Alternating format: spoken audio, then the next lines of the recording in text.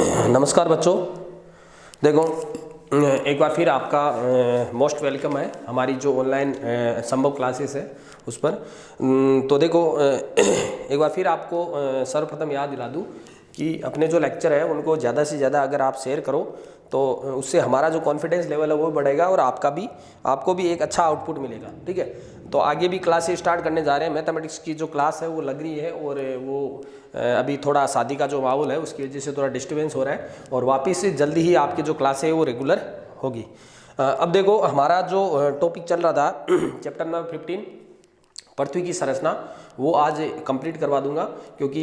6 number का chapter है और बहुत ही इजी चैप्टर है। जो मेन बेसिक फंडे थे जिससे इंपॉर्टेंट क्वेश्चन बनता है वो मैंने आपको क्लियर करवा दिया है। ज़्यादातर जो क्वेश्चन है वो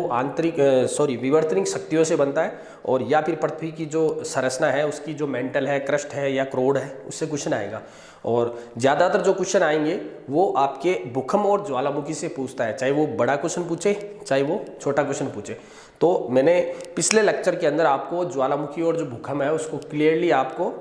बड़े विस्तार से आपको मैंने बता दिया। अब आगे जो है टॉपिक वो है हमारी आंतरिक विवर्तनिक शक्तियों के अंदर ही दो चीज़ें और बची है, वो हम आगे इसके अंदर करेंगे। तो देखो हमारा जो चल रहा था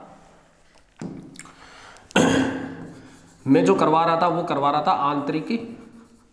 विवर्तनिक शक्तियां, पावर। ठीक है,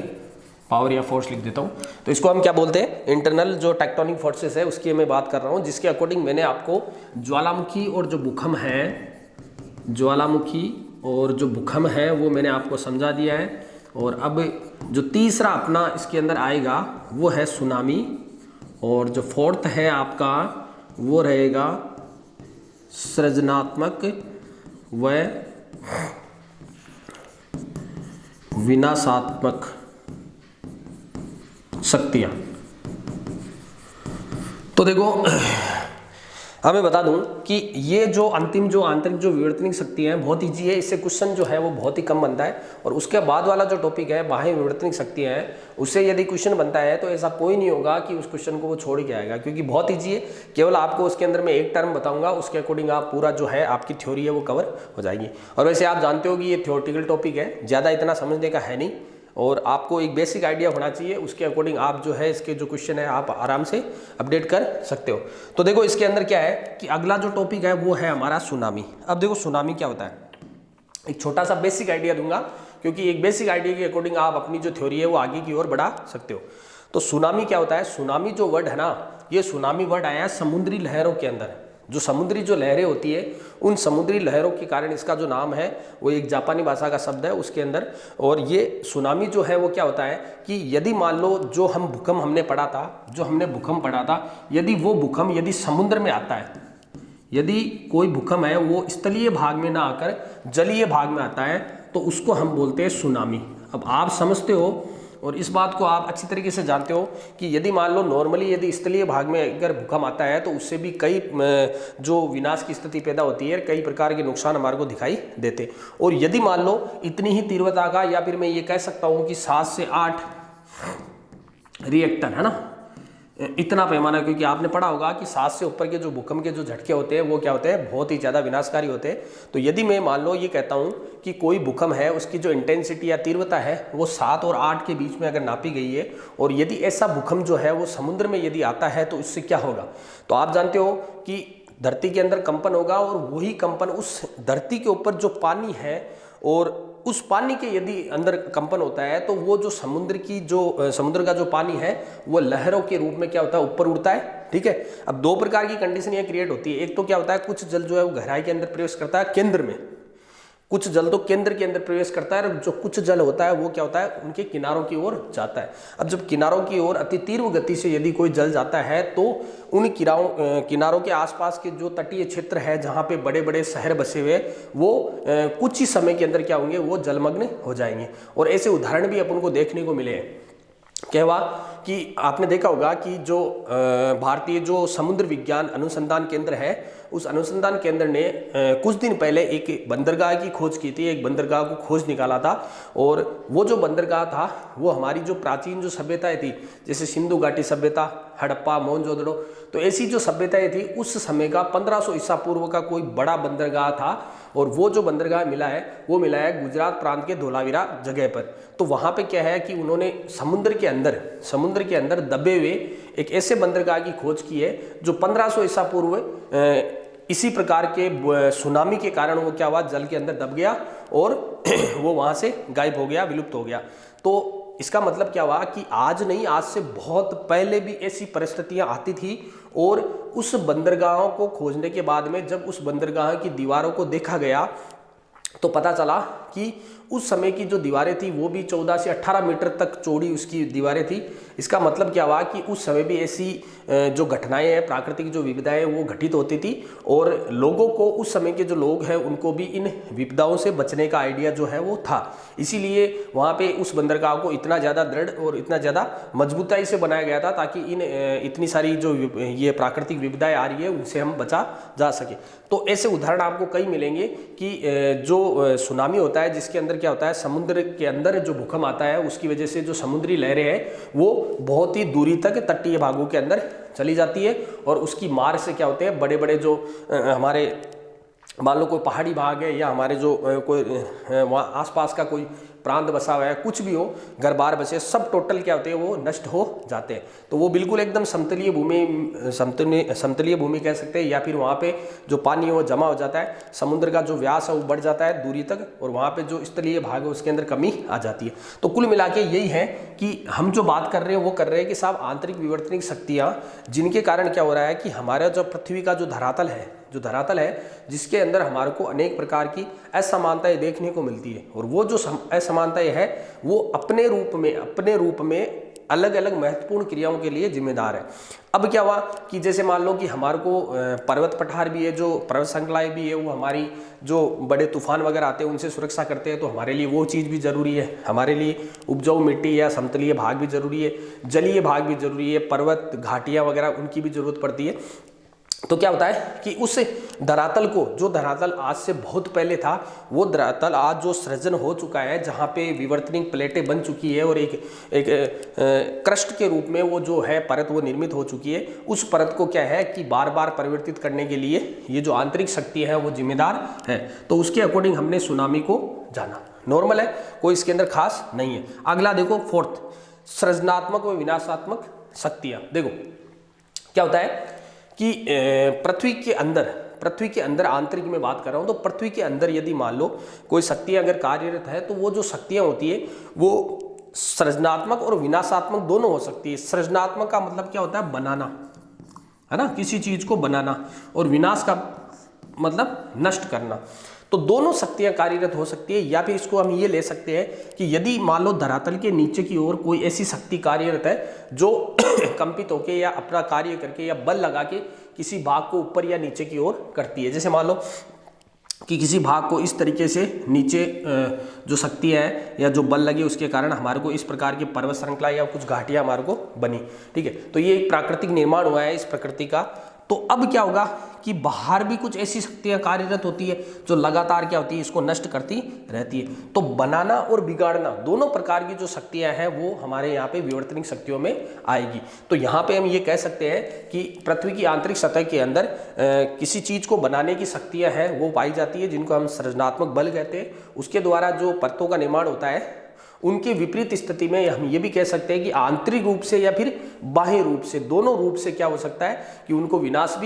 विनाश भी किया जाता है। तो ये हो गई हमारी सृजनात्मक व विनाशात्मक शक्ति। ओके, तो ये हमारा जो टॉपिक है ये कंप्लीट हो चुका है। आंतरिक विवर्तनिक शक्ति कुछ भी नहीं है, बहुत ईजी है। एक या दो बार आप अपनी बुक से पढ़ोगे तो आपको क्लियरली याद हो जाएगा, और इतनी पावर आप में है कि आप इतने सालों से पढ़ रहे हो, तो आपकी जो क्षमता है वो आप खुद पहचानो, और आप जितना चाहते हो उतना अच्छे तरीके से अच्छे वर्ड यूज करके आप उसकी थ्योरी को आप अपडेट कर सकते हो। तो देखो आगे बढ़ेंगे, टाइम खराब नहीं करेंगे, क्योंकि आज चैप्टर को मैं कंप्लीट कर दूंगा और नए चैप्टर को स्टार्ट करेंगे। तो अगला जो है वो हम पढ़ेंगे बाह्य विवर्तनिक शक्तियां। अगला जो टॉपिक है बहुत इजी टॉपिक है, और इस चैप्टर का अंतिम टॉपिक है बाह्य विवर्तनिक शक्तियां, जिसको हम बोलते हैं एक्सटर्नल मोल्डिंग फोर्सेस या फिर एक्सटर्नल मोल्डिंग या फिर इसका क्या नाम है, टेक्टोनिक फोर्सेस, ठीक है, फोर्सेस। तो देखो ये क्या होता है, अच्छी तरीके से आपको पता है कि ये चीज़ क्या होती है, इसको ज़्यादा मैं बताने की जरूरत नहीं है मुझे। बाह्य विवर्तनिक शक्तियों का मतलब होता है कि ऐसे प्रकार की जो शक्तियाँ, बात किसी कर रहे हैं पृथ्वी की संरचना की, यानी कि पृथ्वी की जो संरचना है वो बन चुकी है और उस संरचना को बार बार यानी लगातार परिवर्तित किया जा रहा है। तो उस परिवर्तनशील जो आपको चेंजेस लग रहा है वहाँ पे, वो चेंजेस क्यों आ रहा है उसकी हम बात कर रहे हैं। तो उसके अंदर अगला है हमारी बाह्य विवर्तनिक शक्तियाँ, यानी कि पृथ्वी के धरातल के बाहर की ओर जो शक्तियाँ कार्यरत है उन शक्तियों को हम क्या बोलते हैं, बाह्य विवर्तनिक शक्तियाँ, जो लगातार उस पृथ्वी के धरातल को परिवर्तित करती जा रही है या वहां पे असमानताएं पैदा कर रही है। तो पृथ्वी के जो बाहरी जो धरातल है, उस बाहरी धरातल पर आपको क्या क्या दिखाई देता है, आपको पठार भी दिखाई देगा, मैदान भी दिखाई देगा, ओके, पर्वत भी दिखाई देंगे, आपको घाटियां भी दिखाई देंगी, ठीक है, और मान लो सिंपल कृषि भाग भी दिखाई देगा, है ना, समुद्र भी दिखाई देगा। तो इतनी सारी जो चीजें आपको दिखाई दे रही है, इन चीजों का कोई ना कोई तो अस्तित्व है, और अस्तित्व है। यदि मान लो इन चीज़ों के अंदर भी असमानताएं पैदा होती है या किसी एक चीज़ की मात्रा बढ़ जाती है, तो वहाँ पे जो हमारा सिस्टम होगा वो अनबैलेंसिंग सिस्टम पैदा हो जाएगा। हम बात कर रहे हैं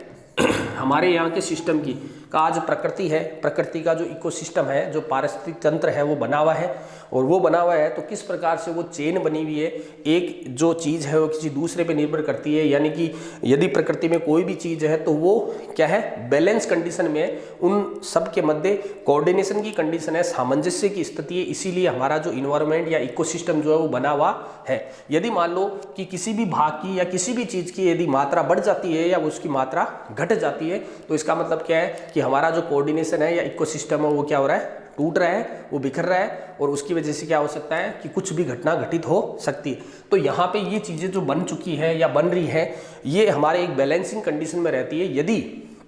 मान लो लगातार बाहर कुछ ऐसी शक्तियाँ हैं वो इन चीज़ों को बिगाड़ती जा रही है, तो इसका मतलब क्या है कि प्राकृतिक की जो विविधताएं हैं वो आने वाली है। तो देखो बाह्य विवर्तनिक जो शक्तियाँ हैं उसके अंदर कौन कौन से प्रकार की शक्तियाँ हम पढ़ेंगे, मैं केवल आपको छोटे से हिंट के द्वारा पूरी टोटल चीज़ समझा दूंगा। तो देखो बाह्य विवर्तनिक जो शक्तियाँ हैं वो कौन कौन सी होती है, इधर देखो,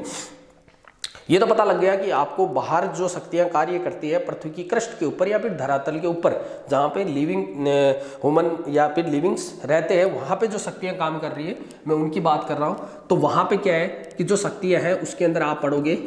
अपक्षेण की शक्ति, एक पढ़ोगे अपक्षेण की शक्ति, एक बार मैं लिख देता हूँ, दूसरा है अपर्दन की शक्ति, अपर्दन की शक्ति, ओके, इन दोनों को पहले पढ़ते हैं। देखो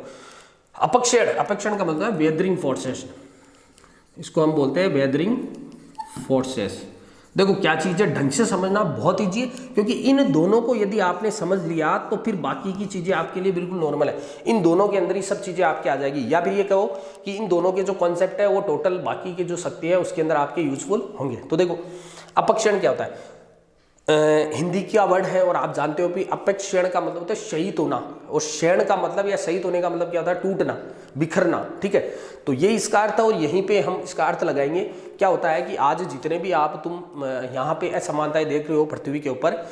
उन असमानताओं के अंदर कई प्रकार की चीज़ें आपको देखने को मिलती है। और यदि मान लो कि कुछ प्राकृतिक कारक है, और प्राकृतिक कारकों की अगर मैं बात करता हूँ तो यहाँ पे 2-3 मैं हिंट लिख देता हूँ। इधर देखो अपक्षेण की शक्ति में सब जगह यही आएगा, मैंने बोला हवा, ठीक है, वर्षा जल, ओके, ये दो चीज मैंने यहाँ पे लिख दी, हवा वर्षा जल, ओके। अब देखो क्या होता है कि लगातार इस पृथ्वी के ऊपर जो हवाएं हैं वो चलती रहती है, ये आपको पता है। मानसून परिवर्तित होता है या फिर कहीं पे वायुमंडलीय दाब घटता है, कहीं पे वायुमंडलीय दाब बढ़ता है। और आपने इजीली आपने बहुत पहले पढ़ रखा है कि यदि मान लो कहीं जगह वायुमंडलीय दाब बढ़ रहा है, कहीं जगह वायुमंडलीय दाब कम हो रहा है, तो वहाँ पे क्या होगा, मानसून या हवा चलेगी, पवन चलेगी, और कम वायुमंडलीय दाब से अधिक वायुमंडलीय दाब की ओर पवन चलने लग जाती है। तो ये तो कॉन्सेप्ट सही है कि हवा चलेगी, और हवा क्यों चलेगी, क्योंकि वायुमंडलीय दाब में परिवर्तन होगा, और वायुमंडलीय दाब में जो परिवर्तन होता है वो किसकी वजह से होता है, जल की वजह से, ठीक है, किसकी वजह से होता है, जल की वजह से, क्योंकि ज़्यादातर जो भाग है हमारा वो क्या है, जलीय भाग है, और जलीय भाग होने की वजह से क्या होता है कि जो सूर्य की जो गर्मी पड़ती है वो सूर्य की गर्मी के दौरान क्या होता है कि वहाँ पे जो वाष्प है वो पिघल के ऊपर जाती है, तो वहाँ का जो एरिया होता है वो ठंडा हो जाता है और बाकी का जो एरिया है वो गर्म हो जाता है। तो उसकी वजह से क्या होगा, वहाँ पे वायुमंडलीय दाब में परिवर्तन होगा। तो मैं बात कर रहा हूँ हवा की, लगातार पवन चलती रहती है, कुछ शुष्क भी होती है और कुछ हल्की भी होती है जिसके अंदर पानी की मात्रा या जलवाष्प की मात्रा नहीं होती है। तो लगातार जो पवनें चलती है उन पवनों के कारण या फिर लगातार जो वर्षा का पानी जो प्रवाहित हो रहा है हर मौसम के अंदर जो बरसात हो रही है उसकी वजह से, ठीक है, दो कारण तो ये हो गए।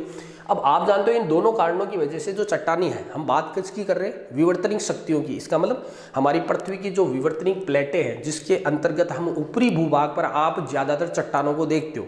क्योंकि जो मैदानी भाग बना है, जो कृषि वाला जो भाग बना है वो उन्हीं चट्टानों के द्वारा बना है। जब पृथ्वी ठंडी हुई थी तो ठंडी होने के दौरान वो एक गर्म गैस का गोला थी, एक लावा था, मैग्मा था, और वही मैग्मा जब ठंडा हुआ तो चट्टानों में परिवर्तित हुआ। और यही हम पढ़ते हैं, विवर्तनिक सिद्धांत यही कहता है कि जो चट्टानें हैं वो एक के ऊपर दूसरी जमा हो गई और इस वजह से पृथ्वी के धरातल का निर्माण हो गया। तो आप जिस कृष्ण भूमि पर आप जो चट्टानें देखते हो उन चट्टानों को लगातार वर्षा के जल के द्वारा तथा हवा के द्वारा, क्योंकि बरसात का जल है वो लगातार प्रवाहित होगा, चट्टानों से टकराएगा,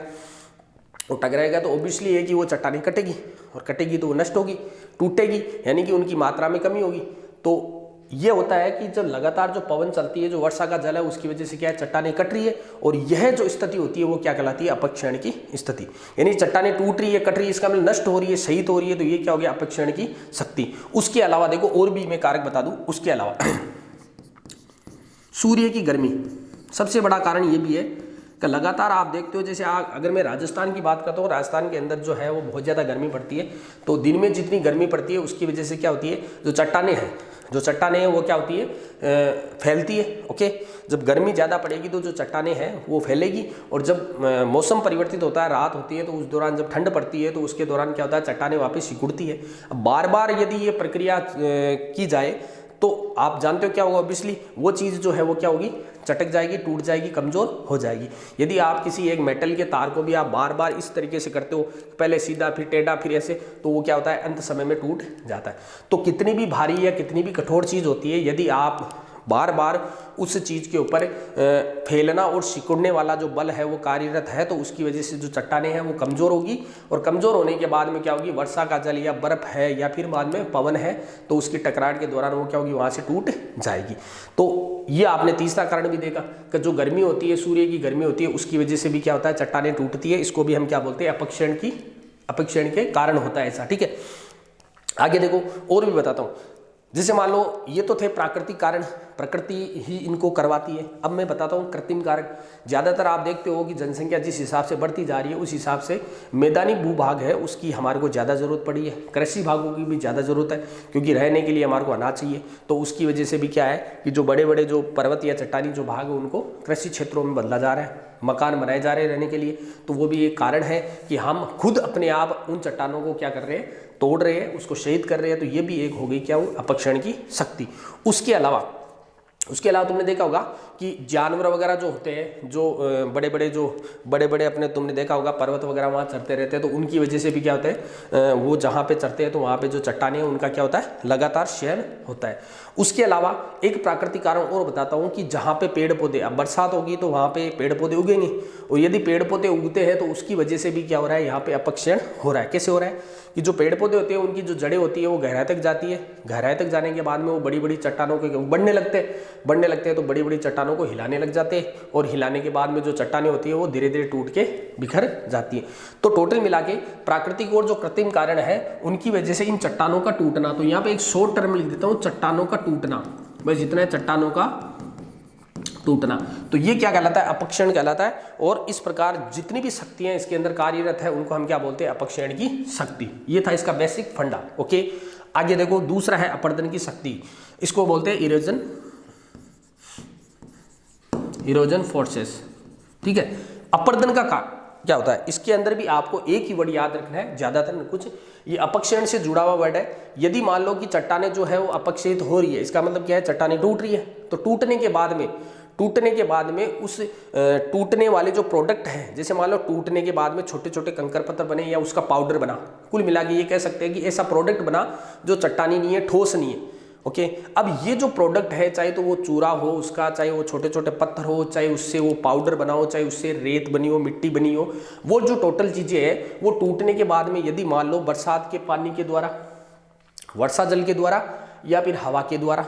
या कोई अन्य कारकों के द्वारा यदि वो एक स्थान से दूसरे स्थान पे चली जाती है तो क्या होगा, वह जो भाग था जहाँ पे इतनी असमानताएं हमारे को देखने को मिलती थी, वो भाग धीरे धीरे वहाँ से नष्ट हो जाएगा और वो मिट्टी जो है या वो जो पाउडर है, प्रोडक्ट है, चट्टानों का जो अंश है, वो एक स्थान से दूसरे स्थान पे जाके वहाँ जमा हो जाएगा और वो जो है एक नया ही भूभाग वहाँ पे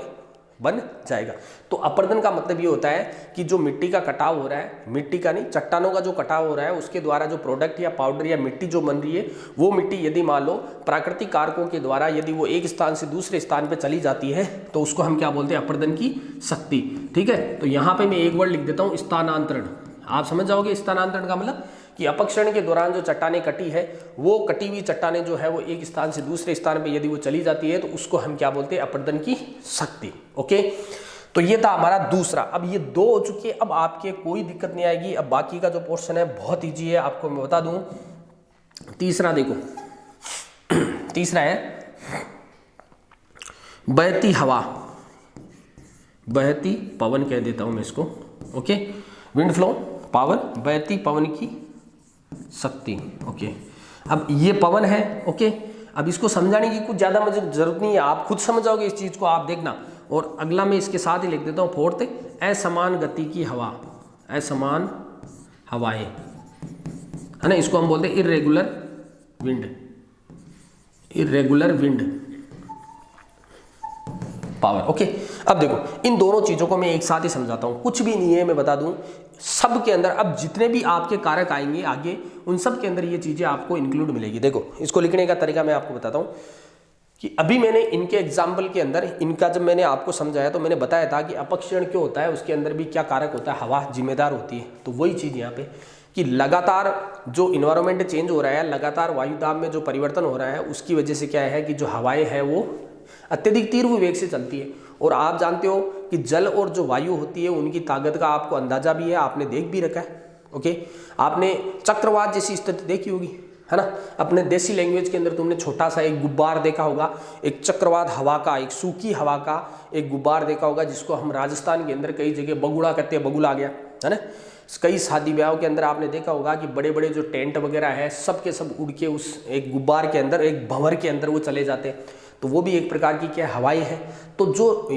पवनें जो चलती है उनकी जो स्थितियां होती है वो लगातार चलने वाली जो पवनें होती है एक ही दिशा में चलती है, जैसे अभी इस दिशा में लगातार चल रही है, तो वो उसकी जो ताकत होती है वो इतनी ज़्यादा होती है कि वो लगातार उन चट्टानों के ऊपर क्या होती है, मार मारती है, और उसकी वजह से जो चट्टानें वो क्या हो रही है, अपक्षेद हो रही है। कुल मिला के अपक्षेण की कंडीशन जो है वो किसके द्वारा पैदा हुई थी, आपने पढ़ा यहाँ पे, हवा के द्वारा। तो वही हवा यहाँ पे,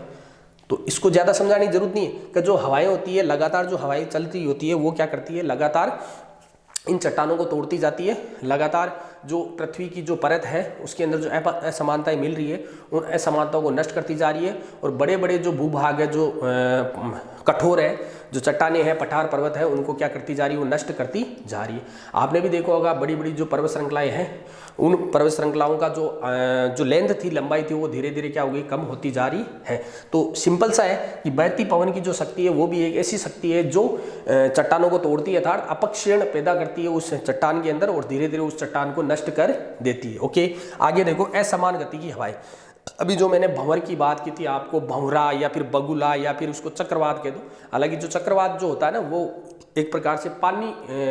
बरसात के दिनों में आता है कि उस चलने वाली जो हवा है उसके अंदर पानी भी होना, तो वो एक चक्रवात का रूप लेता है। तो वहाँ पे तो बहुत ज़्यादा नुकसान होता है। ठीक है, आपने देखा भी होगा कि जब बरसात आती रहती है तो उस समय चक्रवात आता है, तो बड़े बड़े जो टेंट वगैरह होता है, यहाँ तक कि मकानों की जो पट्टियाँ वगैरह होती है उनको भी उड़ा के ले जाता है। तो वो एक चक्रवात हो गया। इसको मैं भंवर कह सकता हूँ कि असमान गति की, कभी इधर चलने लगी, कभी इधर चलने लगी, कभी मान लो सर्कुलर पाथ में चलने लगी, गोलाकार पाथ में चलने लगी, कोई ऐसी हवाएं जब लगातार वो चलती रहती है तो उसकी वजह से भी क्या होगा कि जो चट्टानें होती है या जो बड़े बड़े जो भूभाग होते हैं वो क्या होते हैं, वो मैदानों में चेंज हो जाते हैं, या फिर कई ऐसे भूभाग होते हैं जहाँ की जो मिट्टी होती है, भूभाग समतलीय भाग होते हैं, कृषि क्षेत्र होते हैं, उनकी मिट्टी भी उड़ के कहीं दूसरी जगह चली जाती है। तो बना भी सकती है वो किसी चीज़ को और बिगाड़ भी सकती है। भाई चट्टानों से अगर मान लो कि उनकी मार से जो चट्टानें वो टूटी, उनका जो अंश है वो वहाँ से उड़ के किसी दूसरी जगह चला गया, है ना, और उसके अलावा उसके साथ साथ मैदानी जो भूभाग है उसकी मिट्टी भी किसी दूसरी जगह चलेगी, तो वहाँ पे क्या होगा, किसी पठार का निर्माण कर दिया या रेगिस्तान का निर्माण कर दिया। तो इस प्रकार से क्या होता है कि इन विवर्तनिक प्लेटों के अंदर जो परिवर्तन या असमानताएं लाने के लिए जो जिम्मेदार है वो एक प्रकार से क्या है, ये इरेगुलर वेव्स भी, विंड भी है, असमान गति की जो पवन है ये भी उसमें जिम्मेदार होती है, क्योंकि इसकी वजह से भी क्या होगा, अपक्षीण होगा अवश्य। ओके, आगे देखो, अगला मैं समझाता हूँ आपको, 5th और 6th। देखो, जल की शक्ति जिसको मैं बोलता हूं हाइड्रो पावर, जल की शक्ति हाइड्रो पावर, कुछ समझाने की जरूरत नहीं है इसके अंदर, आप खुद जान रहे हो। ये चीज भी मैंने अपक्षीण के अंदर आपको बताया था, वर्षा जल, और आप अच्छी तरह से जानते हो कि जल की शक्ति जिस प्रकार से वायु के अंदर जो पावर होती है, जो शक्ति होती है, उसी प्रकार से जल की शक्ति भी होती है। और जो तेज गति से जो जल प्रवाहित हो रहा है, आपने देखे होंगे बड़े बड़े जो झरने वगैरह, नदियां वगैरह है, तो उनके रास्ते में आने के लिए उनका मार्ग बन चुका है अभी। यदि आप उन नदियों को वहाँ से हटाते हो और अगर आप उसका मार्ग देखते हो जहाँ से वो बह के आती है, तो वो मार्ग बिल्कुल एकदम चिकना सपाट आपको मिलेगा। क्या रीजन है कि पहले ऐसा नहीं था कि किसी कोई झरना निकल रहा है, मान लो ज्वालामुखी से कोई गर्म झरना निकला या किसी तटीय भाग से कोई झरना निकला, पर्वत से निकला, तो वहाँ पे क्या था कि चट्टानें थी, और जैसे जैसे वो लगातार पानी बहता रहा तो उसकी रगड़ के कारण वो जो चट्टानें वो धीरे धीरे वहाँ से क्या हो गई, अपक्षित हो गई, टूटने लगी। तो उसकी वजह से क्या हो गया, वहाँ का जो क्षेत्र है वो क्या हो गया, जो असमानताएं थी वो खत्म हो गई। तो क्या होता है, उसके अलावा बरसात का जो पानी होता है, लगातार जो बरसात होती है तो पर्वत श्रृंखलाओं से वो जो पानी है वो रगड़ रगड़ के नीचे आता है। वहाँ से क्या होती है, बड़े बड़े जो चट्टानों के जो अंश होते हैं वो धीरे धीरे नीचे आते रहते हैं, और उनकी जो लंबाई होती है, उनकी जो लेंथ होती है, उनमें लगातार कमी होती जा रही है। और ऐसा आपको भी बताया और आपने सुना भी है और आप जानते भी हो कि जो हमारी सुरक्षा परत है, अरावली पर्वत श्रृंखला जो सबसे बड़ी श्रृंखला मानी जाती है, वो लगातार उसकी जो लंबाई है उसके अंदर क्या हो रही है, कमी हो रही है। और उसकी वजह से क्या है कि हम कभी भी, तभी तो आपने देखे होंगे ये जो चक्रवात वाली समस्या, आज तक राजस्थान की अगर मैं बात करता हूँ तो वहाँ पे चक्रवात जो है वो नगण्य था, बिल्कुल बहुत कम। लेकिन अभी ऐसी ऐसी विपदाएं क्यों क्रिएट हो रही है, वो इसीलिए हो रही है कि हमारा जो सुरक्षा कवच था, जो मानसून जो आते हैं यहाँ पे, चक्रवात जो आते हैं, उनको रोकने वाली जो श्रृंखला है वो अरावली पर्वत श्रृंखला है। और लगातार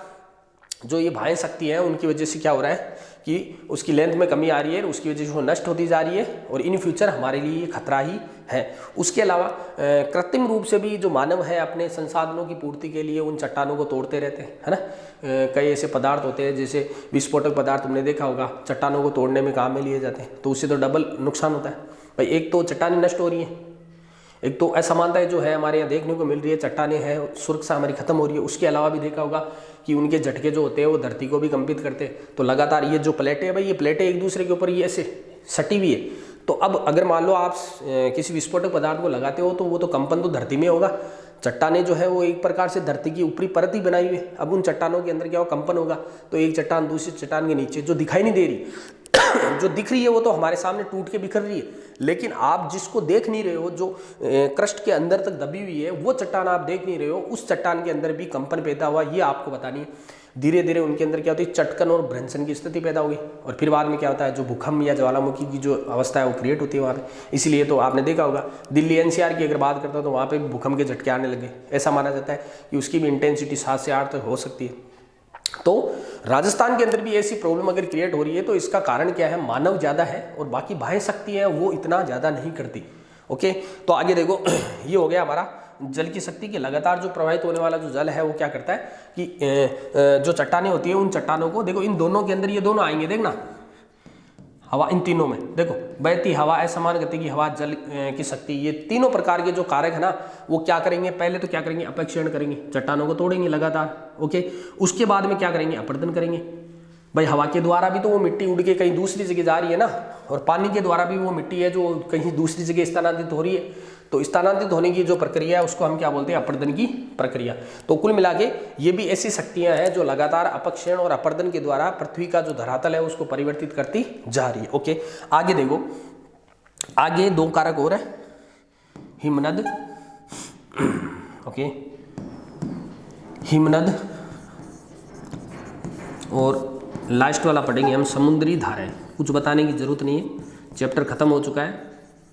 इनको ज़्यादा समझाने की ज़रूरत नहीं है। आप जानते हो कुल मिला के ये एक ही चीज़ है जिनको अलग अलग तरीके से बताया गया है। भाई हिमनद होता है, हिमनद का मतलब होता है ग्लेशियर, और आप जानते हो ग्लेशियर के अंदर क्या होती है, बर्फ़ होती है। जो बड़े बड़े जो ध्रुव होते हैं, ध्रुवीय प्रदेश है, वहाँ पे बर्फ़ जमी हुई है, तो वो जो बर्फ़ होती है उसके अंदर भी जल की मात्रा है। भाई लगातार जो चट्टानी भाग होते हैं उनके ऊपर बर्फ़ जमा होगी तो वो ठंडी होगी, ठंडी होने की वजह से क्या होगी कि वो वहाँ पे क्या होती है, सिकुड़ती है, और फिर जैसे ही वो बर्फ़ हटती है तो एक तो जो बर्फ़ से पानी बना उसका जो दाब है वो उन चट्टानों पे गिरता रहता है, ओके, और उसके बाद में फिर बाद में थोड़ी बहुत गर्मी पड़ती है तो वो चटक जाती है। तो कुल मिला के ये है कि जो हिमनद होता है, जो बर्फ़ होता है, उसके अंदर भी जल की पावर होती है, और लगातार जो चट्टानें होती है, चट्टानों के ऊपर जो बर्फ़ जमता है उसकी वजह से जो चट्टानें हैं वो उसके दाब और उसके टेम्परेचर के कारण क्या होती है, लगातार वो चटकन की स्थिति में आती है, वो बिखरती रहती है, टूटती रहती है, अपक्षेत होती रहती है। तो जो हिमनद होता है, बड़े बड़े जो हिमनद होते हैं जहाँ से बर्फ़ लगातार जमी रहती है और वो बर्फ़ पिघलती रहती है, तो उसकी वजह से भी क्या होता है कि हमारी जो असमानता है, जो पर्वत वगैरह पठार है, जो चट्टानें हैं, वो क्या हो रही है, नष्ट हो रही है। तो हिमनद के द्वारा भी क्या हो रहा है, अपक्षण और अपवर्तन की शक्ति के द्वारा क्या हो रहा है कि पृथ्वी का जो भूपटल है वो बार बार परिवर्तित होता जा रहा है। तो ये हो गया हिमनद, ओके। आगे देखो समुद्री धाराएं। तो देखो समुद्री धाराएं हैं, जैसे अभी मैं सुनामी की बात कर रहा था, सुनामी के अंदर क्या होता है, समुद्र के अंदर क्या होता है, भूकंप की स्थिति पैदा होती है, और उसकी वजह से क्या होता है, जो पानी होता है वो धाराओं के रूप में अत्यधिक तीव्र गति से उधर किनारों की ओर जाता है, और वहाँ के जो क्षेत्र होते हैं उनको क्या होता है, जलमग्न कर लेता है। तो वही बात है कि लगातार जो समुद्री जो धाराएं होती है वो हिचकोले मारती रहती है, उफान लेती रहती है, ओके। समुद्र के अंदर ज्वार भाटा भी आता है, आपको मैंने बताया भी था कि चंदा मामा जो है उसकी जो गुरुत्वाकर्षण शक्ति है वो लगातार उसको खींचती हुई जा रही है। तो समुद्र के अंदर जो ज्वार आने की जो कंडीशन है वो किसकी वजह से होती है, चंद्रमा की वजह से, क्योंकि उसका आकर्षण बल है चंद्र मामा की, तो आकर्षण बल की वजह से ज्वार पैदा होते हैं, ज्वार भाटे की कंडीशन आती है। तो कुल मिला के ये है कि समुद्र के अंदर यदि मान लो कि जो धाराएं हैं या उसके पानी के अंदर बार बार जो परिवर्तन हो रहा है, उसका पानी का आयतन परिवर्तित हो रहा है लगातार, बरसात की वजह से उसका पानी ज़्यादा हो रहा है, गर्मी की वजह से उसका पानी कम हो रहा है, तो उसकी वजह से क्या होगा कि यदि उसका आयतन बढ़ता है तो वो अपने एरिया को बढ़ाएगा। समुद्र का जो व्यास है उसका पृष्ठीय जो क्षेत्रफल है वो बढ़ेगा, पहले इतना था, फिर इतना हुआ, फिर इतना हुआ, तो कुल मिला के क्या हुआ कि यहाँ पे जो स्थलीय भाग थे या चट्टानी भाग थे वो क्या हो रहे, नष्ट होते जा रहे, और उस समुद्र के आयतन की वजह से जल स्तर बढ़ने की वजह से क्या हो रहा है कि वो जो भूभाग है वो जल स्तर में परिवर्तित होता जा रहा है। तो समुद्र की जो धाराएं होती है ना, लगातार जब वो तेज गति से इधर उधर चलती है किनारों की तरफ, तो उसके आसपास के जो तटीय क्षेत्र है या पठारीय क्षेत्र है, तो उसकी जो चट्टानी वगैरह जो होती है या मिट्टी जो होती है उसको काटती हुई उस क्षेत्र को बढ़ाती रहती है और उसके धरातल को परिवर्तित करती रहती है। भाई रातों रात आपने देखा होगा नदियां बन जाती है, रातों रात बड़े बड़े जो घाटियां बन जाती है। ये इसीलिए होता है क्योंकि प्रकृति जो देती है, जो प्रकृति दे रही है विपदाएं, उसकी वजह से क्या है, यदि मान लो बरसात की स्तरता बढ़ जाए और उसकी वजह से कहीं एक क्षेत्र में पानी इकट्ठा हो जाए बहुत ज़्यादा, तो वहाँ पे क्या होगा, वो जो भाग है वो रातों रात क्या हो गया, जल स्तर में चेंज हो गया। तो कुल मिला के यहाँ पे क्या हुआ कि जल स्तर बढ़ ही रहा है, जल भाग बढ़ ही रहा है और स्थलीय भाग कम होता जा रहा है, और स्थलीय भाग कम वैसे दोनों तरफ से हो रहा है। देखो जल स्तर बढ़ने की वजह से भी हो रहा है, उसके अलावा जनसंख्या वृद्धि के कारण जो समतलीय जो भाग है उसकी वजह से भी चट्टानी भाग कम होता जा रहा है। उसके अलावा कि हमारी जो खाने की या खाद्यान्नों की पूर्ति के लिए हमारे को कृषि क्षेत्र की जरूरत पड़ेगी, खाने के लिए अनाज चाहिए होगा, तो उसके लिए कृषि क्षेत्र बनाने के लिए भी बड़े बड़े जो चट्टानी भूभाग होते हैं उनको मैदानों में चेंज किया जा रहा है। उसके अलावा देखो गवर्नमेंट के भी कई कार्य, भाई जैसे मान लो ICAR मैंने आपको बताया था, एग्रीकल्चर डिपार्टमेंट के अंदर जो नई नई उपज बनाने के लिए क्या होता है, एक बड़े क्षेत्र के अंदर उसको कन्वर्ट किया जाता है, उसको साफ किया जाता है, सही किया जाता है, और वहाँ पे कृषि की जाती है, नए उन्नत किस्म के बीज उगाए जाते हैं। तो उसके लिए भी यदि आपने एक बड़े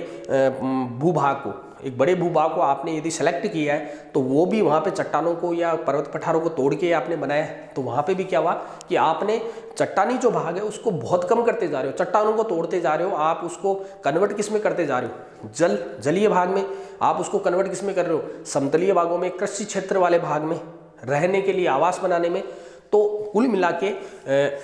प्रकृति और मनुष्य दोनों, प्रकृति और जो मनुष्य दोनों ही, कहने का मतलब धरातल की जो परतीय भाग है जिसमें इतनी सारी असमानताएं बदली है, उनको नुकसान देने के लिए जिम्मेदार होता है। तो ये था आपका बाह्य विवर्तनिक शक्तियां, जिसमें कुछ भी नहीं है, इसकी थ्योरी है, एक बार पढ़ोगे आप इजिली इसको आराम से लिख सकते हो। तो देखो बच्चों, ये जो चैप्टर है आपका कंप्लीट हो चुका है, इसको ज़्यादा मैंने लिया नहीं डीपली,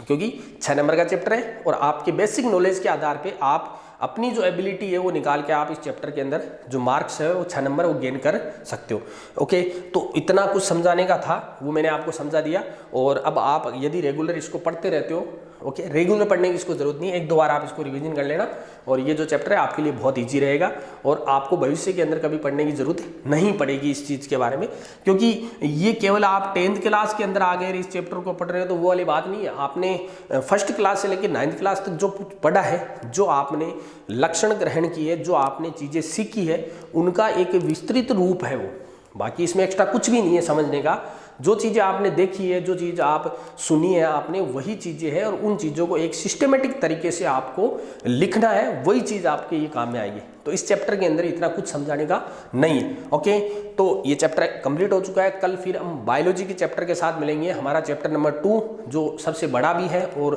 सबसे अच्छा भी चैप्टर है और सबसे ज़्यादा जो नॉलेज है उसी चैप्टर से मिलता है। यदि आप पूरे सिस्टम पढ़ते हो तो ऐसा कहा जाता है कि आप आधे अधूरे डॉक्टर बन चुके हो,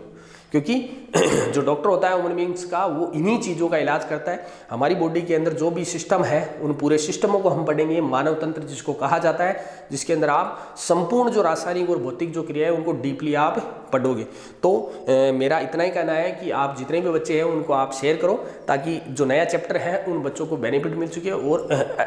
उससे भी कई प्रकार के जो क्वेश्चन है, अच्छे क्वेश्चन आते हैं, बड़ा क्वेश्चन उसी चैप्टर से आता है। ओके, तो कल वापस मिलते हैं एक नए चैप्टर के साथ, एक नई सुबह के साथ। ओके बेटा, थैंक यू।